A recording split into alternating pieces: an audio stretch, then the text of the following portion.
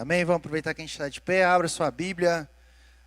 É a segunda carta de Paulo aos Coríntios, capítulo 4, verso 16. Segunda carta de Paulo aos Coríntios. Eu estou indo na NVI, tá? O pessoal que está aí em cima. Segunda carta de Paulo aos Coríntios, capítulo 4, verso 16. Amém? Está ali no telão também? Vamos ler. Por isso, não desanimamos. Embora exteriormente estejamos a desgastar-nos, interiormente estamos sendo renovados dia após dia. Pois os nossos sofrimentos leves e momentâneos estão produzindo para nós uma glória eterna, que pesa mais do que todos eles. Assim fixamos os olhos não naquilo que se vê, mas no que não se vê.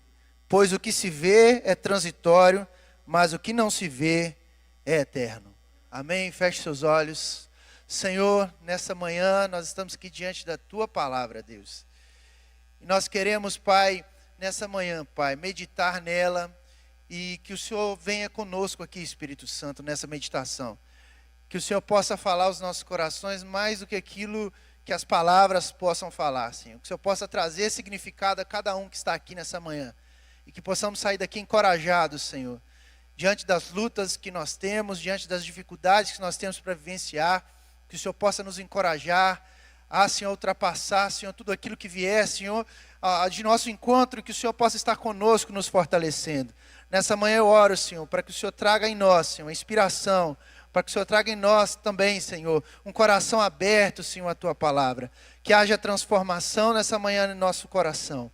Em nome de Jesus, amém. Pode se assentar, meu irmão.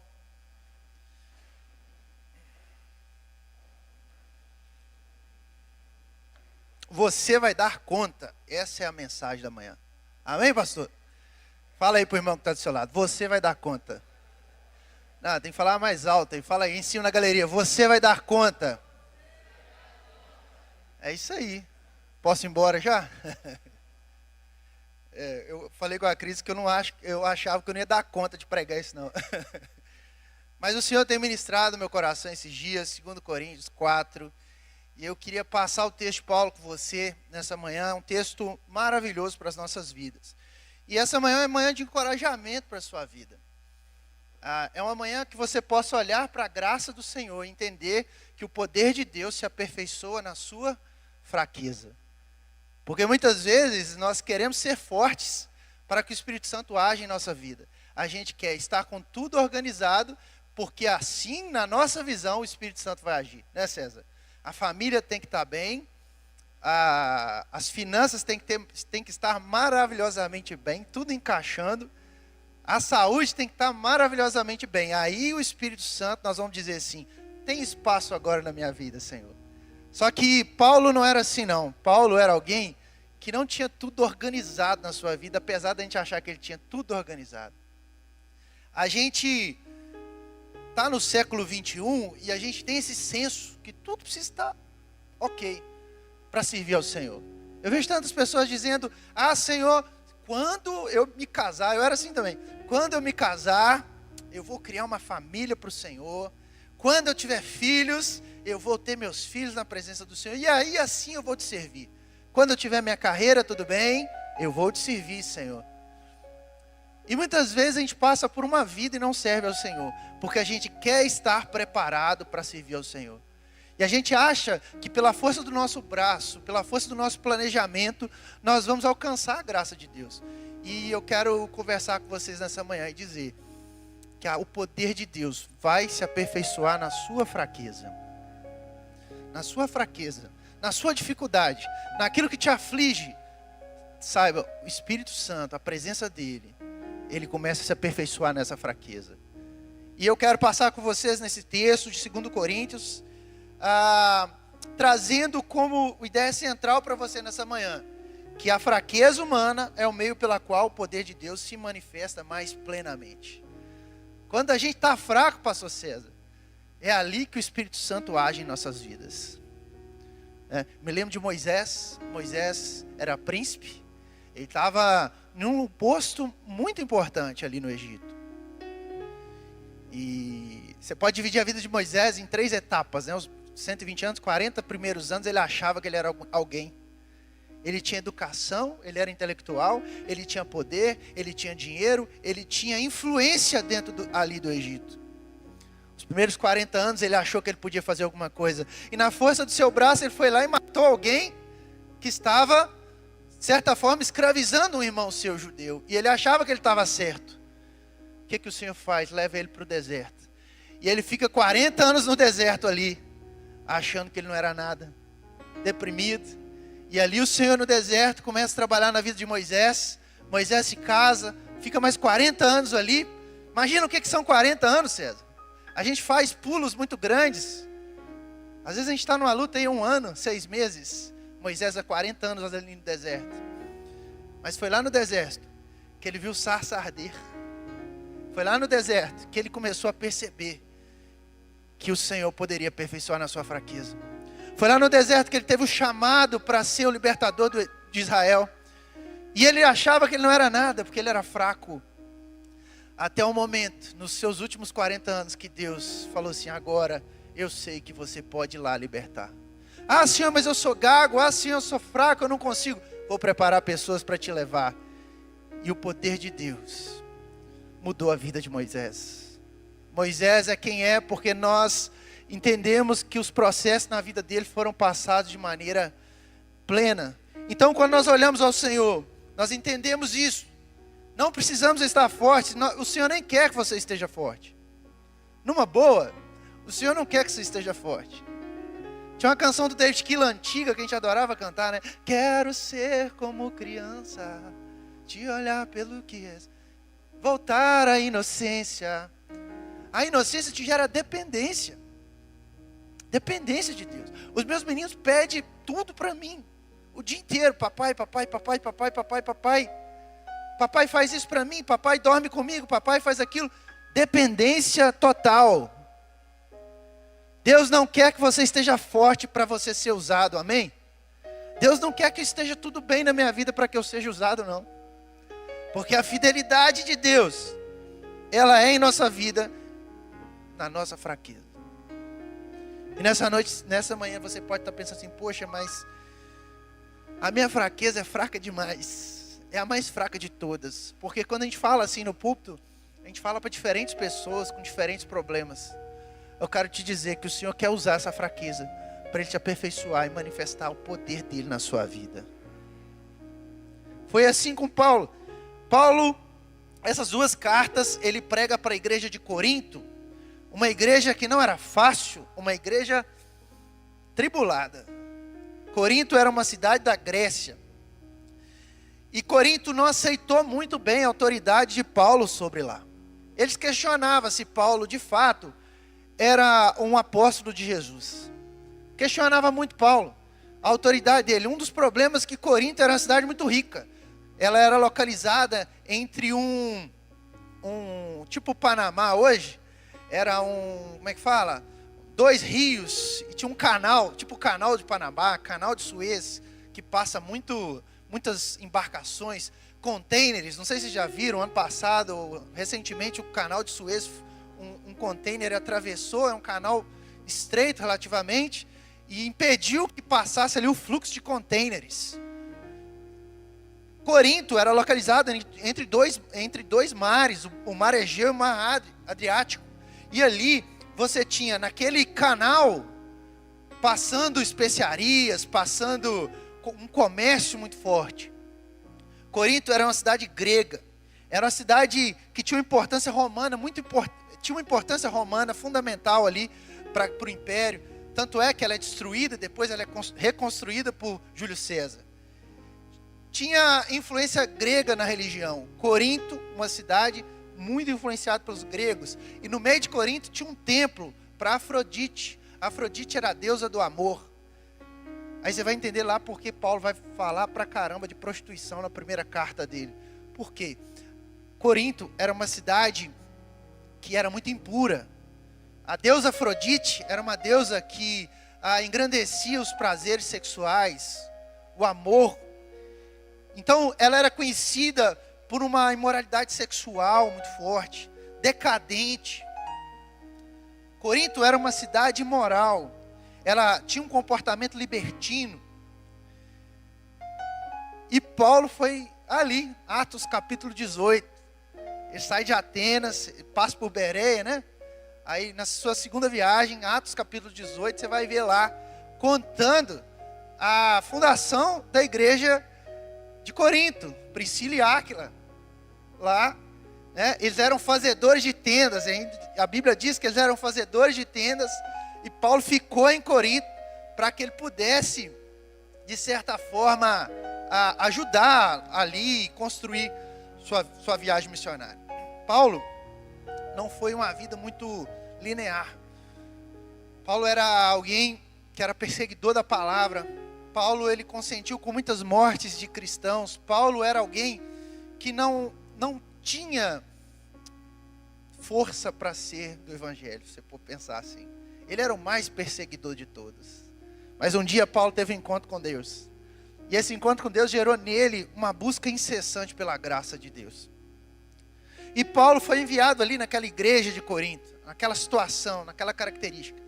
E se você ler a primeira carta de Paulo, você vai perceber que Paulo ele tenta organizar aquela igreja. Uma igreja que tinha problemas imorais, até incesto. Parentes que se deitavam com parentes. Uma igreja que tinha problemas muito sérios relacionados à liturgia do culto. As pessoas começavam a falar em línguas estranhas, ninguém ouvia a palavra, um pulava para lá, outro falava para cá, e não tinha. Paulo teve que organizar o culto. Paulo fala sobre casamento.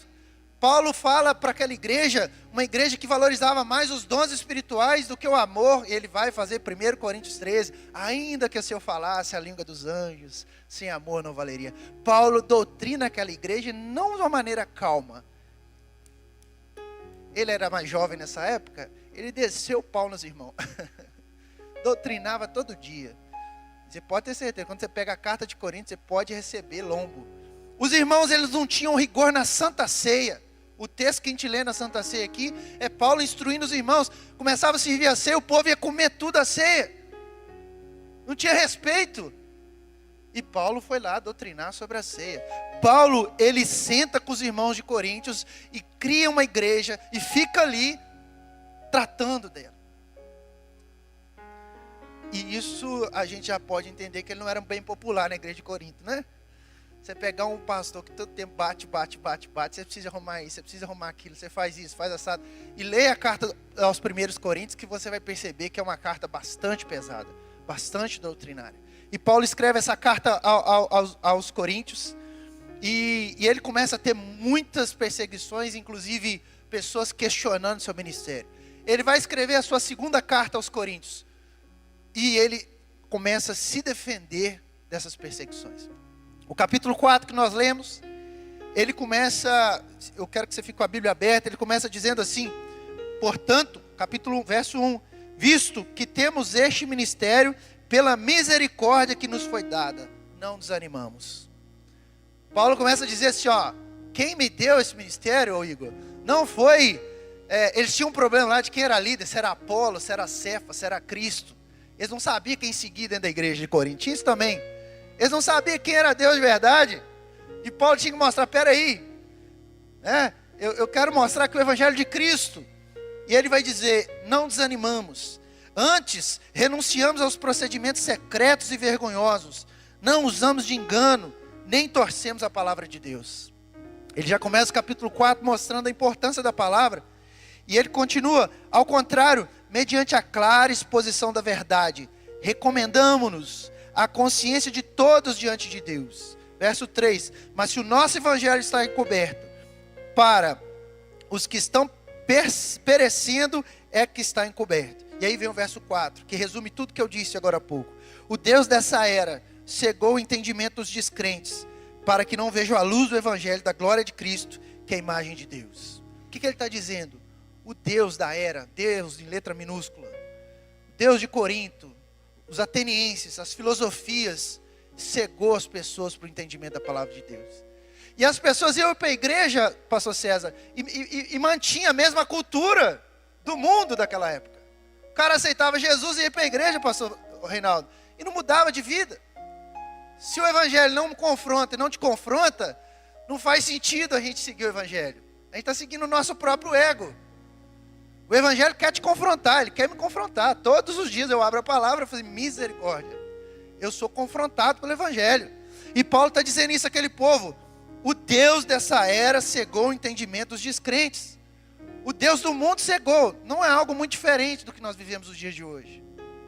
Não é algo muito diferente. Mas Paulo está ali, dizendo e tentando mostrar para aquela igreja que Jesus tinha chamado ele, que o ministério dele era importante. Você vai entender daqui a pouco o que eu quero te dizer. Verso 5. Mas nós não pregamos a nós mesmos, mas a Jesus Cristo, o Senhor, e a nós como escravos de vocês por causa de Jesus. Pois Deus que disse, das trevas resplandeça a luz. Ele mesmo brilhou em nossos corações, para a iluminação do conhecimento da glória de Deus da face de Cristo. Verso 1 a 7. Verso 1 a 6, Paulo está ali defendendo o seu apostolado. E ele diz, por isso eu não desanimo. Ele levava a mensagem no lugar que ele não queria, que não ouvia ele. Basicamente não ouvia, não reconhecia que Paulo tinha um chamado de Deus. E é sobre esse contexto que eu quero conversar com você. Porque a partir do verso 7, ele vai contar um pouco dos sofrimentos que ele viveu. A carta de 2 Coríntios, Igor, é Paulo conversando com a igreja e dizendo, eu sofri muito para estar aqui, porque eu sigo o modelo de Cristo. E de certa forma, essa carta é universal, ela é para mim e para você também. Nós precisamos entender que Paulo não era um grande homem, cheio das riquezas, cheio de tudo, para dizer que estava tudo bem. A vida de Paulo não estava toda organizada para ele chegar aqui e dizer, você vai dar conta. O que eu quero tentar mostrar para você, com a vida de Paulo e com esse texto, é que não precisa estar tudo organizado para você dar conta das coisas. O poder não está em mim, não está em você. O poder está naquele que é tudo. Em Jesus Cristo. Paulo não está chamando atenção para ele, irmão. Nós vivemos numa era, Juninho, que tudo precisa estar bem para eu servir a Jesus. Nós vivemos uma era que tem poucas pessoas vocacionadas ao pastorado.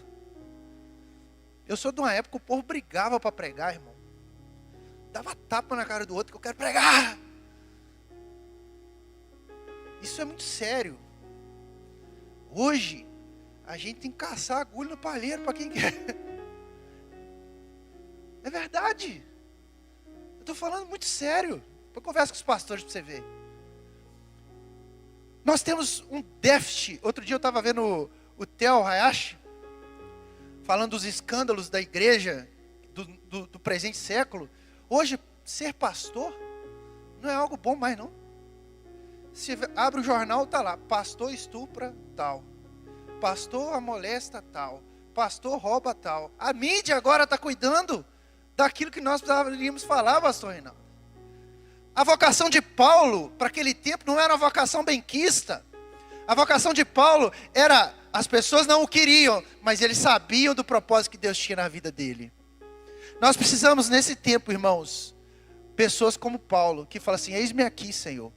Por mais que minha vida não esteja organizada, por mais que tudo não está caminhado, eu seguirei os teus passos em busca de santidade. Eu quero buscar o Senhor, eu quero fortalecer o meu coração. E Paulo está assim. E ele vai lá no verso 7 dizer o texto maravilhoso que nós gostamos de ler muito, que é assim, mas temos este tesouro em vasos de barro, para mostrar que este poder que tudo excede provém de Deus e não de nós.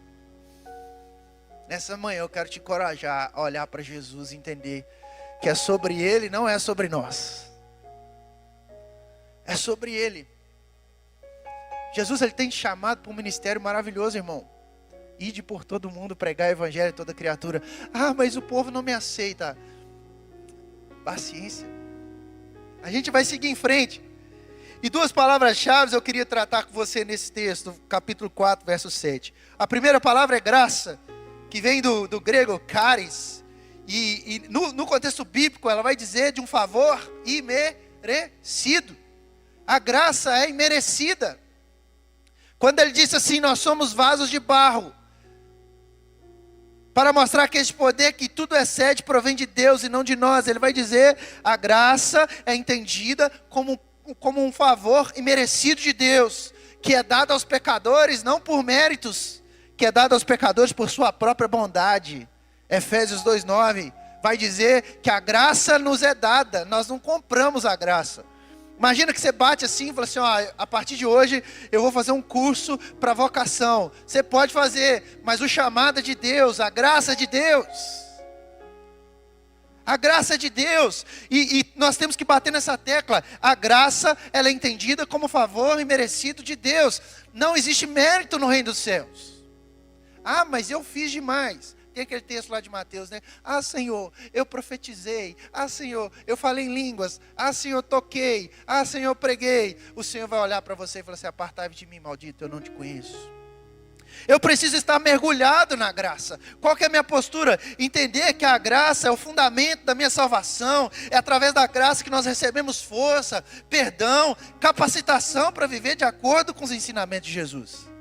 Tem muita gente querendo ser santo com as próprias forças. Primeiro nós precisamos mergulhar na graça. Tinha uma canção que dizia, se a graça é um oceano tão profundo, então eu quero mergulhar. Mergulhe na graça de Deus. Nós precisamos mergulhar de maneira real, mas para eu mergulhar na graça de Deus, não é eu buscando novos cursos, apesar que é muito bom eu me fortalecer na capacidade intelectual. Para eu mergulhar na graça, eu preciso de orar mais, eu preciso de jejuar mais, eu preciso me sacrificar mais a minha carne. É impossível você alcançar a graça pela sua própria força. Nossa, eu tenho graduação, então sou mais perto de Jesus, porque eu tenho graduação, mais entendimento. Então Deus não poderia usar Amós, que era um homem do campo, um vaqueiro, que cuidava lá dos bichinhos no campo, e Deus usa ele como profeta. Deus não podia usar Davi, não podia honrar Davi, porque ele era um pastor do campo, cuidava das ovelhas. Não é mérito.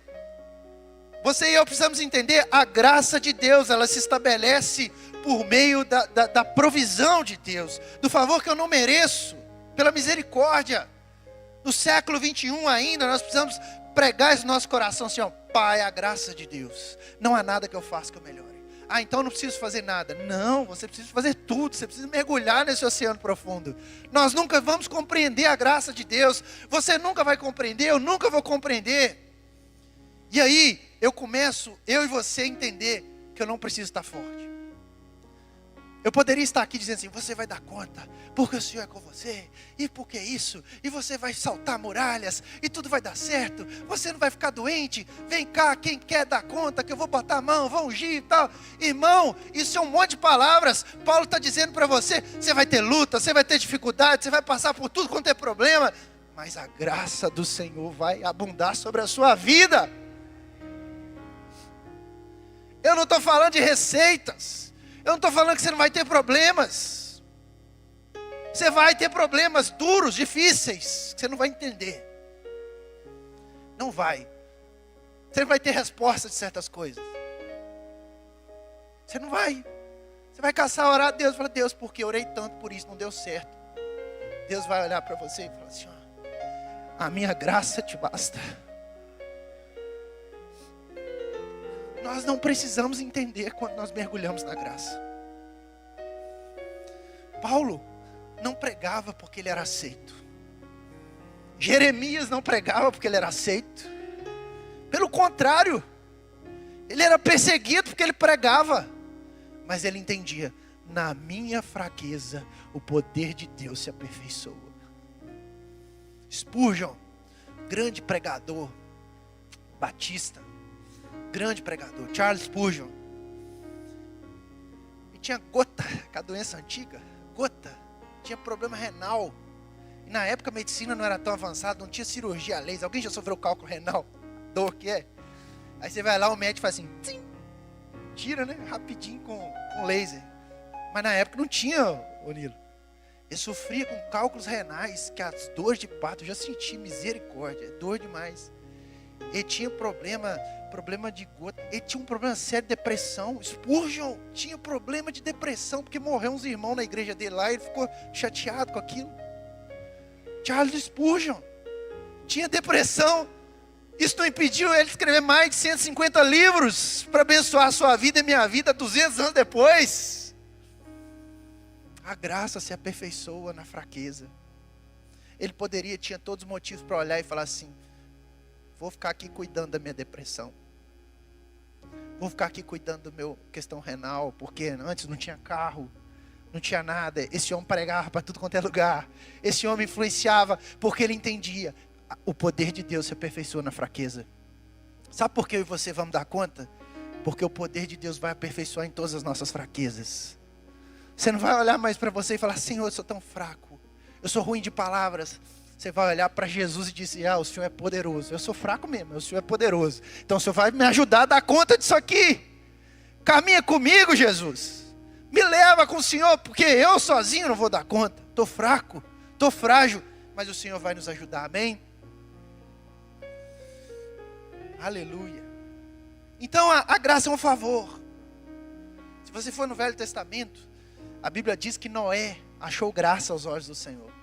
Graça. Por que Deus botou Noé? Pastor Reinaldo pregou aqui semana passada. Né? Por que Deus escolheu Noé? Não escolheu outra pessoa?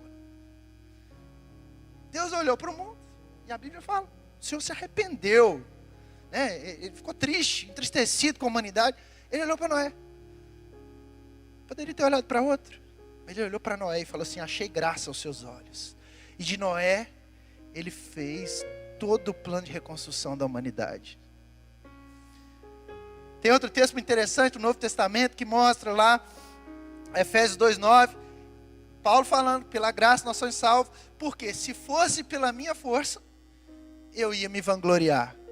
E aí eu vou me gloriar em algo que Paulo não diz. Lá no texto ele fala assim: eu prefiro gloriar nas minhas fraquezas. Eu prefiro dizer que eu sou fraco, porque quando eu sou fraco, é que o Espírito Santo atua em minha vida, e aí eu estou forte.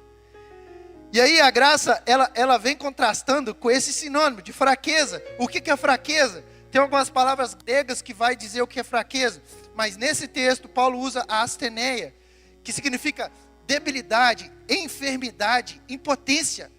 A dor aqui está relacionada à fraqueza física, espiritual, emocional, ao tal do espinho na carne. E Paulo vai dizer, num sentido muito diferente do Antigo Testamento. Se você pegar o Antigo Testamento, o conceito de fraqueza está relacionado a uma questão mais implícita. Por exemplo, quando Deus chega diante de Moisés, fala: vai lá, Moisés, Êxodo 4:10. Diz, porém, Moisés ao Senhor: Senhor, eu não sou homem eloquente, nem de ontem, nem de anteontem. Ele pensava muito na capacidade dele liderar o povo de Israel. Gideão é a mesma coisa, né? Quando Gideão chama, ele fala assim: Senhor, lá em Juízes 6, Senhor, eu sou o menor das minhas tribos. Como assim o Senhor vai me chamar? Estava relacionado à capacidade. Aqui em Paulo, ele está falando da fraqueza para se referir a limitações humanas mesmo. Saúde, doenças, espinho.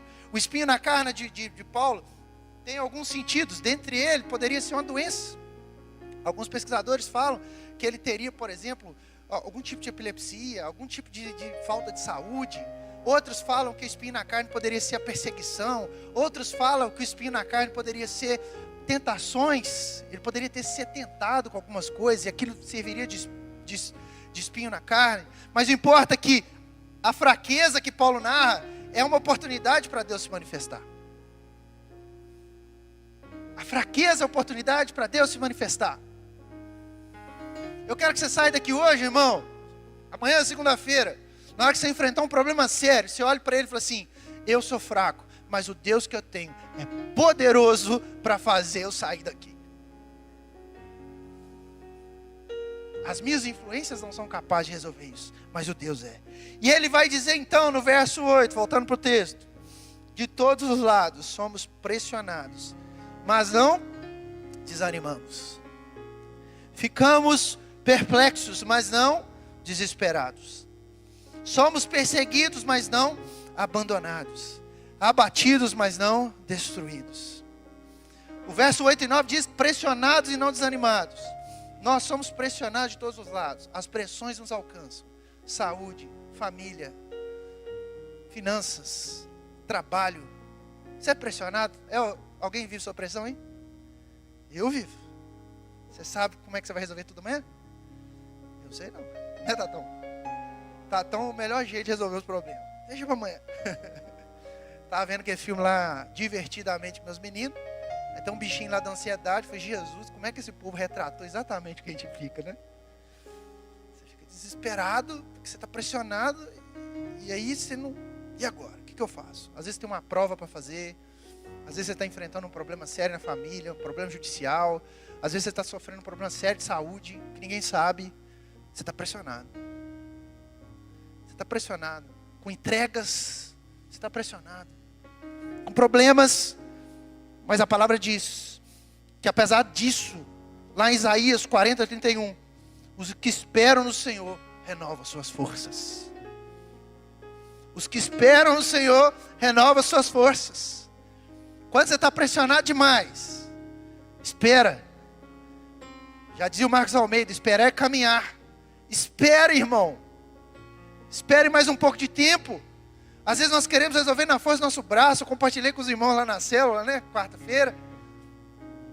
Eu quero resolver tudo. Eu quero planejar tudo. Eu quero controlar tudo. Calma, excesso de futuro, ansiedade demais. Espera no Senhor, renove as suas forças. Espere, pois o caminho do Senhor é um caminho melhor do que o nosso. Os planos do Senhor são melhores que o nosso. E se nós de fato acreditamos na Bíblia, nós temos que crer que o Senhor está trabalhando enquanto nós esperamos. Nós temos que expurgar isso da nossa mente, que o Senhor não trabalha em nosso favor. Se a Bíblia diz que o Senhor trabalha em nosso favor, em nome de Jesus, nós vamos declarar sobre as nossas vidas que nós vamos viver essa verdade todos os dias. Segunda, terça, quarta, quinta, sexta, sábado, domingo. Segunda, terça, quarta, quinta, sexta, sábado, domingo. O Senhor trabalha para aqueles que esperam. Você pode dormir, irmão, tranquilo. A palavra nos garante, durma tranquilo. Dormir tranquilo. Faz sentido ser questão de problema, você deitar uma noite e virar a noite de sono? Alguém já virou a noite de sono acordado? Desesperado? Já? É ruim, não é? O André vira porque tem que trabalhar. O homem do CTI, né? Tem que trabalhar. Mas é horrível, você acorda no outro dia, qualquer coisa, você assusta, porque você não dormiu, você não descansou. A palavra do Senhor nos diz que o Senhor dá aos seus amados enquanto eles dormem. Ah, mas eu não posso dormir assim? Pode. Você pode descansar, porque isso é de Deus. Descansa no Senhor, durma tranquilo no Senhor. Ele vai ouvi-lo, Ele vai trabalhar em seu favor. Mas não chega a minha bênção, é porque ainda não é tempo, irmão. Você está no deserto lá, aguarde. Deus está trabalhando em seu favor. Durma. Chega em casa hoje à noite, toma um chazinho, não toma um café não, que atrapalha dormir. Toma um chazinho de camomila, né? Desliga a televisão um pouco mais cedo, né, pastor Reinaldo? Ora, fala, Senhor, eu estou pressionado, mas nessa noite eu quero dormir tranquilo. Não precisa estar tudo certo. Só diga a Deus, eu quero dormir tranquilo. Você vai ter um sono assim, revigorador essa noite, em nome de Jesus, amém? Você vai ter um sono revigorador, você vai acordar amanhã e falar assim, uai, e agora? Como é que eu vou fazer? Esses dias teve um problema em casa, um negócio de casa mesmo, que estava arrumando. Aí eu saí 2 horas da tarde, Cris estava arrumando, ficou lá mexendo, mexendo, não deu certo. Cheguei 7 horas da noite, estava a Cris mexendo, foi Jesus. Essa mulher está desde 2 horas da tarde mexendo. Aí foi, 8h30, 9 horas, 10 horas, está mexendo. Falei, agora deixa eu assumir aqui. Aí eu assumi, deu 11 horas, eu olhei para aquele trem. Vamos dormir? Isso vai dar em nada. Eu vou passar a madrugada inteira mexendo, que você está desde 2 horas mexendo isso aqui, não vai dar. Vamos dormir, vamos tomar um banho, vamos dormir, vamos descansar. Acordei no outro dia, estava mais revigorado, fui lá, mexi. O trem não ficou do jeito que eu queria nada, mas ficou pronto, acabou, resolveu. Às vezes a gente quer resolver tudo, às vezes tem um conflito familiar. Aí você bate cabeça assim, não, porque tem que resolver agora. Eu já virei noite inteira do lado da minha esposa lá, porque eu tinha que, não posso dormir sem resolver. Rapaz, você pode virar, falar assim, o meu amor, amada da minha vida, eu amo você. Nós estamos com esse conflito agora, só que não adianta, amanhã nós temos que trabalhar, irmão. Amanhã nós temos que trabalhar, vai o outro trabalhar tudo, né, com sono. Chega assim, amor, eu te amo mais que tudo nessa vida. Está resolvido. Esse conflito nós precisamos sentar, mas vai gastar hora para conversar. Eu não posso virar à noite com você aqui não, porque a gente tem que trabalhar amanhã. Em nome de Jesus, vem cá, dá um abraço, um beijo. Eu te amo e tal. Resolve o problema, dorme. Chega no momento, na hora do almoço, a esposa chama assim, vem cá, amor, vamos resolver o problema. Aí vocês vão ter consciência. Quantos casais separam por isso, Laura? Ansiedade. Leva ao pé da letra o texto. O texto não fala que não é para você dormir não, irmão. Fala para você não dormir de mal. Essa história de, que eu tenho que bater cabeça até... Irmão, tenha calma, sabedoria. Na hora que você está com raiva, estressado, você vai falar coisas que você não quer falar. Você vai ouvir coisas que você não quer ouvir. O diabo usa esse tempo. Então relaxa. Diz que ama. Você quebra qualquer briga. Eu te amo. Nada vai mudar isso. Eu amo você. Nós estamos com esse probleminha aqui, mas nós vamos sentar e nós vamos resolver. Porque esse problema não resolve aqui com minutos, não. Esse problema resolve nós dois sentados, conversando, com sabedoria. Durma! Durma tranquilo. Os que esperam no Senhor renovam suas forças. Amém? Espere no Senhor, irmão. Quer vender um trem? Quer um negócio? Tem uma resposta? Para de perturbar quem está vendendo para você. Larga na mão dele lá e descansa no Senhor. Vendedor não é Tatão. Tatão está aí mexe com isso. Descansa no Senhor. Pressionados, mas não desanimados. Perplexos, mas não desesperados. Ser perplexo é estar confuso. Estou acabando, tá, irmão? Amém? Estou esticando. Confuso. Desesperado e não ter esperança. Muitos momentos eu estou confuso, não é, pastor Reinaldo? Você precisa ligar, eu sou discipulador, rapaz, estou confuso com o negócio aqui, não sei o que fazer. Já tive época na minha vida que eu liguei para o pastor Reinaldo, falei, pastor Reinaldo, então, o trem parece ser bom demais aqui. E aí, o que eu faço? Falei, vai orar. Vai pedir a Deus direção. Confuso, todo mundo pode ficar, vai fazer um negócio, vai fazer uma decisão. Confuso, vou me mudar, não vou fazer isso, vou fazer aquilo e tal. Confuso, mas sem esperança jamais. Sem esperança jamais, porque a palavra diz que Deus prova seu amor para conosco, entregou seu Filho Jesus para morrer por nós, e Ele diz que essa esperança é em Jesus. Se é em Jesus, ela não vai te decepcionar em momento algum. Você pode estar perplexo, mas não desesperado. José foi escravo, mas ele tinha esperança.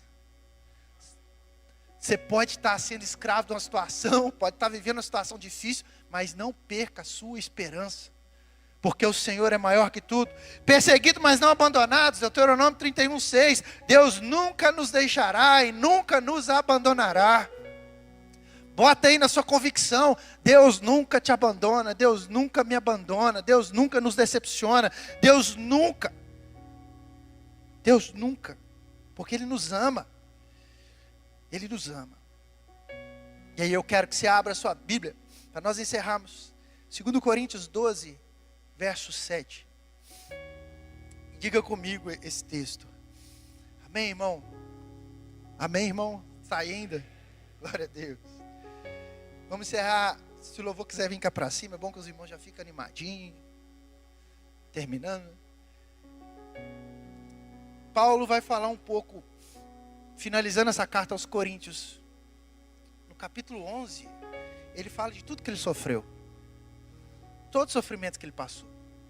Ele fala, você não precisa, já vai estar por aí, antes de ler os 7, você pegar aqui o capítulo 11, verso 23, ele diz assim, são eles servos de Cristo? Estou fora de mim para falar dessa forma, eu ainda mais. Trabalhei muito mais, fui encarcerado mais vezes, fui açoitado mais severamente e exposto à morte repetidas vezes. 5 vezes recebi dos judeus 39 açoites.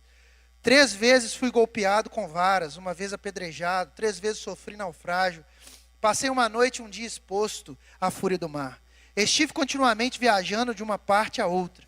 Enfrentei perigos nos rios, perigos de assaltantes, perigos dos compatriotas, perigos dos gentios, perigos na cidade, perigos no deserto, perigos no mar e perigos de falsos irmãos. Trabalhei arduamente, muitas vezes fiquei sem dormir, passei fome e sede, e muitas vezes fiquei em jejum, suportei frio e nudez. Além disso, enfrento diariamente uma pressão interior. Olha Paulo dizendo, é tão lindo ler isso, né? Sinto a pressão interior. Esse dia eu estava com uma dor no peito, forte. Achei que era, sei lá, infarto. as mãos formigando. Aí fui no médico. Cheguei lá no médico. Até a Letícia me atendeu no dia. Foi fazer um exame e estava com a garganta doendo. Falei, eu estou gripado ainda com o coração, o peito doendo e tal, as mãos formigando. Falei, César também tem a mesma coisa. Estou tendo infarto, só pode, estou muito jovem. Aí você começa a pensar, né? Aí fui no médico, ela falou, você está com a afta na boca desse tamanho. Pressão emocional. Aí fui no cardiologista, a mulher mediu, fez eletro. Disse, não, você está bem demais. Pressão. De todo lado nós somos pressionados. E isso às vezes pode somatizar na sua vida, você virar uma doença crônica. Fui lá, a pressão estava um pouquinho alta, pastor. Eu falei, Jesus, está alto. Está cedo para estar pressão alta. E agora e tal. Na verdade eu tinha acabado de ir na academia e minha pressão ficou alta por um momento. Pressão interior. Sabe por que eu me agrado de ler a Bíblia? Porque Paulo também sentia uma pressão interior. Se ele sentia, vou ser imitador. E vou seguir dizendo, sabe o que ele diz? Pressão interior a saber, minha preocupação com todas as igrejas. Ele preocupava com as igrejas.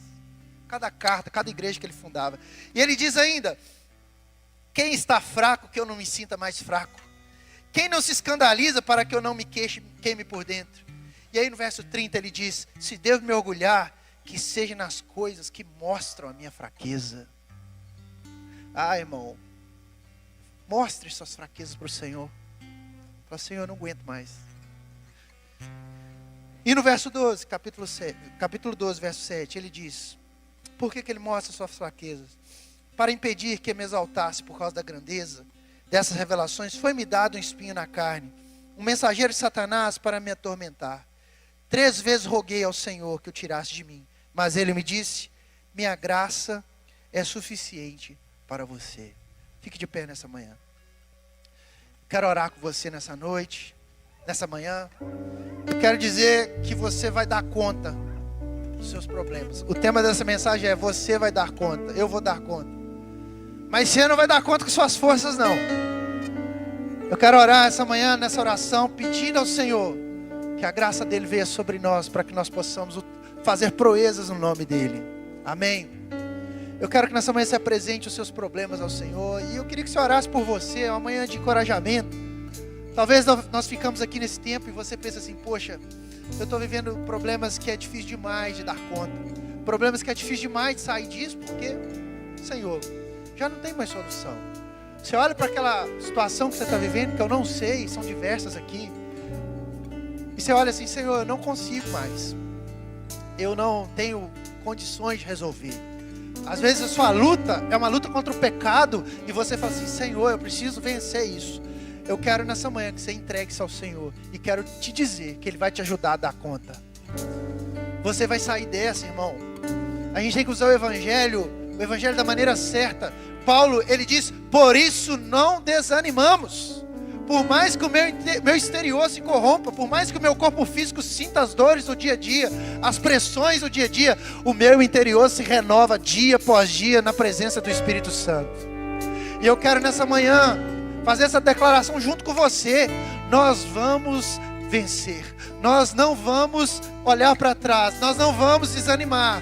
Nós vamos olhar para Jesus, o autor e consumador da nossa fé. Fixar os olhos naquilo que é eterno. Nessa manhã nós vamos dar conta, irmão. Você vai dar conta de vencer essa luta que você está passando. Feche seus olhos, ó Senhor. Jesus, nessa manhã nós estamos aqui para orar diante da Tua mensagem, Senhor. A Tua palavra que foi pregada, a Tua mensagem que foi traga aos nossos corações, Senhor. E Deus, eu sei, Pai, que quando nós oramos aqui no microfone, nós falamos para diferentes pessoas, para problemas que eu nunca imaginava. Mas eu sei que o Senhor conhece a cada coração, o Senhor conhece cada vida, cada alma, cada problema, cada dificuldade. E eu te peço que nessa manhã o Senhor mostre, Senhor, o Seu poder se aperfeiçoando nessas fraquezas. Ó Espírito Santo, o Senhor tem um propósito com as fraquezas da nossa vida, de nós nos rendermos diante do Senhor. E nessa manhã nós nos rendemos sim diante da Tua presença, Pai. Nós nos rendemos diante do Teu poder, nós nos rendemos diante da Tua graça, essa graça maravilhosa, essa graça que nos faz, Pai, vencer, essa graça que nos faz andar. E nessa manhã, Pai, eu oro para que o Senhor nos sustente nessa graça. Senhor, eu oro, Pai, para que o Senhor nos ajude a caminhar por essa graça. Que o Senhor não nos deixe olhar para trás. Que o Senhor nos deixe olhar para o Senhor Jesus, apenas para o Senhor Jesus. Deus, nós somos fracos, nós somos vasos de barro, nós somos frágeis, mas nós sabemos que a Tua graça é poderosa, nós sabemos que podemos contar com o Senhor, nós sabemos que nós podemos esperar no Senhor. E nessa manhã, Senhor, eu quero entregar cada um desses problemas que estão aqui nessa manhã, cada vida, cada família que está aqui, diante do Senhor, Pai. Diante do Senhor, Jesus, nós aqui estamos orando, porque nós confiamos no Teu amor. Nós confiamos que essas tempestades que estão dentro da nossa alma, elas podem ser acalmadas com um simples falar Teu, com um simples olhar Teu. E nós sabemos, Pai, que o Senhor é poderoso para isso. Mas, Senhor, também oro como Paulo, Pai. Oro como Paulo nessa manhã, que nós possamos nos gloriar nessas fraquezas. Ó Deus, eu oro aqui por pessoas, Pai, que não esperam, Senhor, tudo estar certo para continuar fazendo o Teu amor. Ó Deus, eu peço, Senhor, que nessa manhã o Senhor dê, Senhor, um respiro, e o Senhor dê uma intensidade e propósito em cada vida, para eles entenderem que não precisa estar tudo bem para servir ao Senhor, não precisa estar tudo certo para servir ao Senhor, meus planos não precisam estar dando tudo certo, basta eu seguir, eu mergulhar nessa graça e entender que o Senhor vai se aperfeiçoar em nós, que a Tua presença, Senhor, estará sobre nós, Deus. Dependência. Eu oro, Senhor, para que sejamos mais dependentes do Senhor. Nós possamos ser mais dependentes do Senhor na nossa vida. Jesus, que nós possamos ser dependentes ao ponto de não importar mais as coisas ao lado, de não importar mais aquilo que está nos direcionando para o lado ruim, mas entender que o Senhor está no controle de tudo, o Senhor é soberano. Ó Deus, que o Senhor plante nos nossos corações nessa manhã a Tua soberania, que o Senhor plante em nossos corações nessa manhã o desejo de ser dependente do Senhor, o desejo de ser adorador em espírito e verdade, o desejo de testemunhar os nossos sofrimentos a partir do Teu olhar, Senhor. Que o Senhor possa, Senhor, trazer o Teu bálsamo aqui nessa manhã, o bálsamo nos nossos corações. Que haja cura aqui nessa manhã, curas interiores, Senhor, curas familiares, Senhor, curas, Senhor, que nós não entendemos. Liberte, Senhor, as pessoas das prisões.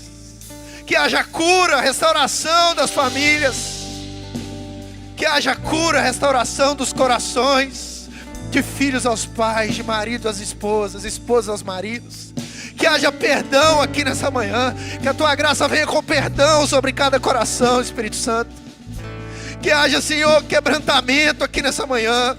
Quebrantamento, Senhor, corações contritos que olham para o Senhor e acreditam que só o Senhor pode fazer algo. Pessoas que não sabem mais o que fazer. Traga cura, cura, eu oro por cura. Cura, Espírito Santo, cura, restauração, curas, Senhor. Ó Deus, nós repreendemos toda ação do inimigo contra as nossas vidas, repreendemos toda ação do inimigo contra nossas famílias, repreendendo tudo aquilo que tem usado para mascarar, para fechar os nossos olhos diante daquilo que o Senhor pode realizar. Ó Deus, nessa manhã, Senhor, abre os nossos olhos para entender que o Senhor está trabalhando em nosso favor, Senhor.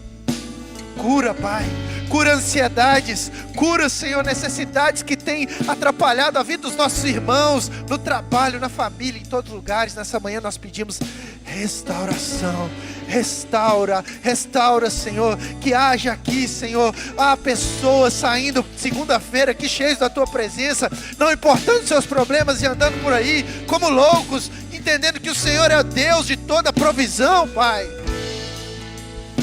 Deus, eu oro nessa manhã, para que nós entendamos que nós vamos dar conta, se nós contarmos com Teu Espírito Santo, se nós contarmos com a forte mão do Senhor, nós vamos dar conta em nome de Jesus.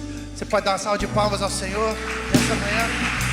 Aleluia, aleluia, dê uma salva de palmas mais forte nessa manhã, aleluia, glória a Deus. Aleluia, louvado seja o Teu nome, Senhor. Nós nos rendemos aos Teus pés, Senhor. Nós nos rendemos aos Teus pés. Se você puder, adore ao Senhor, adore, exalte a Ele nessa manhã e diga: Senhor, Tu és nosso Rei, Tu és o nosso Rei, Senhor, Tu és o nosso Rei, Pai. És Aleluia. a vida, és o amor.